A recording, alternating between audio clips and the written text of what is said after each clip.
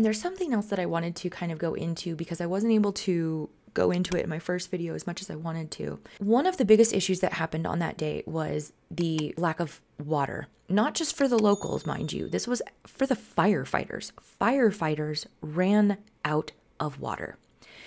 And the Honolulu Civil Beat is talking about how a state official refused to release water for West Maui fires until it was too late.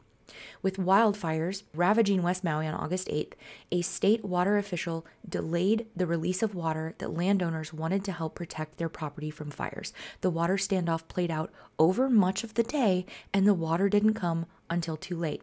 The dispute involved the Department of Land and Natural Resources, Water Resource Management Division, and West Maui Land Co., which manages agricultural and residential divisions in West Maui. DLNR delayed releasing water requested by West Maui Land Co. to help prevent the spread of fire, sources familiar with the situation said. Specifically, according to accounts of 4 people with knowledge of the situation, Mr. Kaleo Manuel, sorry if I'm saying that incorrectly, a native Hawaiian cultural practitioner and DLNR's deputy director for water resource management, initially balked at West Maui Land Co.'s requests for additional water to help prevent the fire from spreading to properties managed by the company. So even the frickin' company is saying, we would like to have additional water so that we can help with this.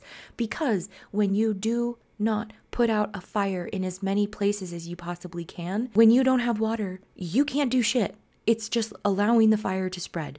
The fact that he balked at this is just, the situation is mounting when it comes to every level of epic failure at every level of administration on this. It is absolutely horrendous. According to the sources, Manuel wanted West Maui Land to get permission from a taro or kalo farm located downstream from the company's property. Manuel eventually released water, but not until after the fire had spread. It was not clear on Monday how much damage the fire did in the interim or whether homes were damaged.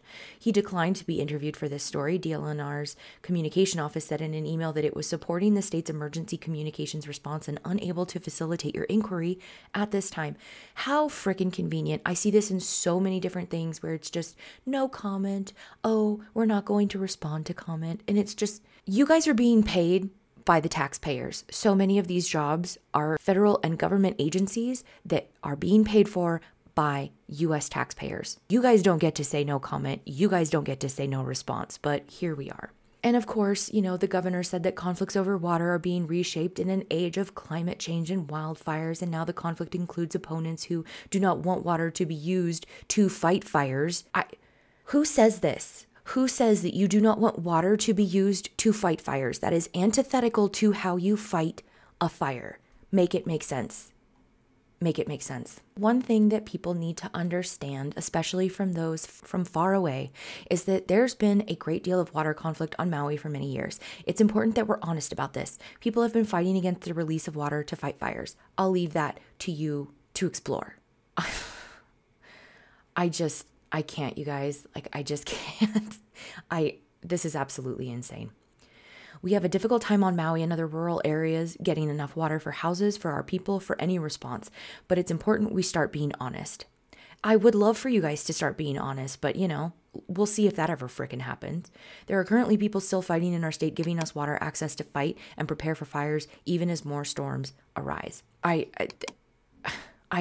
can't. This is just so epically horrendous in so many ways. In so many ways.